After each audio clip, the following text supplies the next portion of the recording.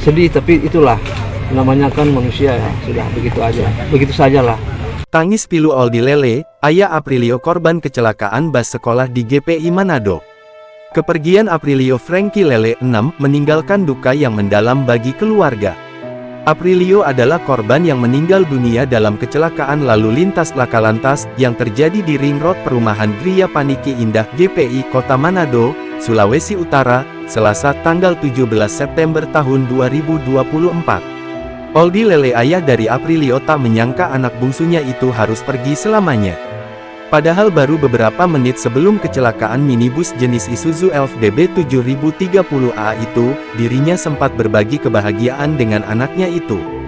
Dirinya mengaku ada pesan-pesan terakhir yang disampaikan Aprilio kepada pihak keluarga. Sebelum naik ke mobil dia sempat melambaikan tangan dan mengucapkan selamat tinggal kepada kami keluarga. Tak berselang lama kami mendapat kabar bahwa Aprilio telah meninggal dunia karena mengalami kecelakaan, tutur Aldi.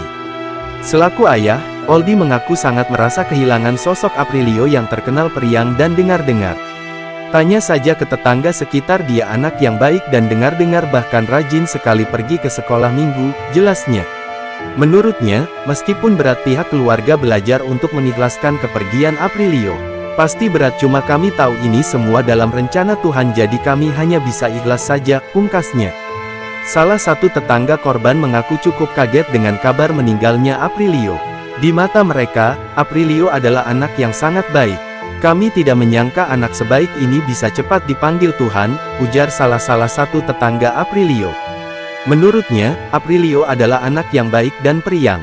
Baik sekali anaknya, kami tidak habis pikir akan pergi secepatnya, jelasnya.